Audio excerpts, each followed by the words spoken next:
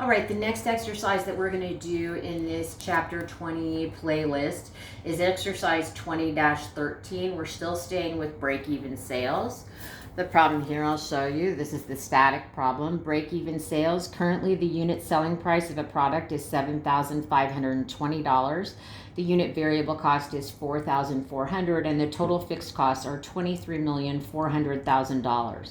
A proposal is being evaluated to increase the unit selling price to $8,000. So the first thing they want us to do is calculate out our break-even sales in units and then compute the anticipated break-even sales in units, assuming that the selling price is increased and all costs remain constant.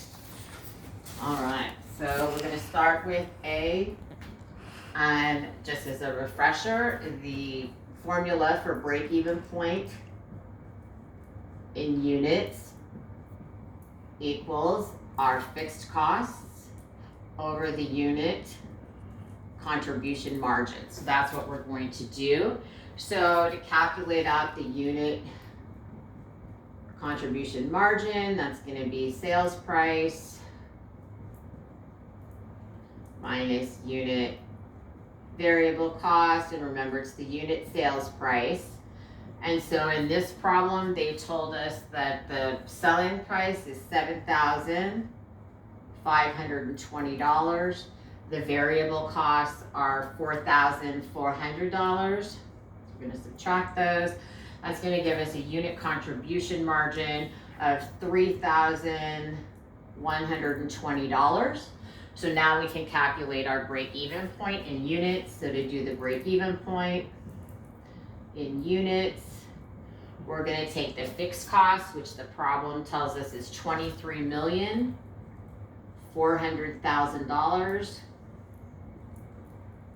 We're going to divide it by the total contribution margin per unit, because that's the amount per unit that's left over to pay for fixed costs. So if all we're trying to do is get to zero, that's going to tell us that we need to sell 7,500 units in order to break even at the unit cost of $7,520.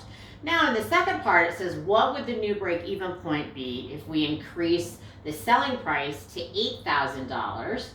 So, and that makes, and what happens when you increase the selling price, if everything else remains the same, then you have to sell less, so your break-even point is going to go down.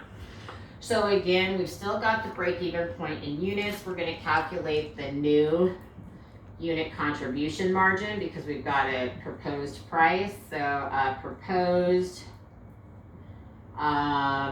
unit sales price minus the current unit variable cost. So we're looking to increase the unit selling price to $8,000. We're going to still keep unit variable cost at $4,400. So that's going to give us a new contribution margin of $3,600. So now we can do the break-even point in units if we have the proposed increase in the selling price. So we've still got the same fixed costs of $23,400,000. We're going to divide that by the new unit contribution margin that we calculated right here of $3,600. And that's going to tell us that now we have to produce we need to sell 6,500 units.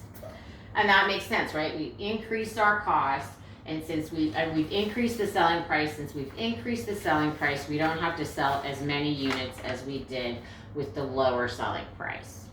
Okay? All right. That's how you calculate exercise 20-13. Please email me with any questions.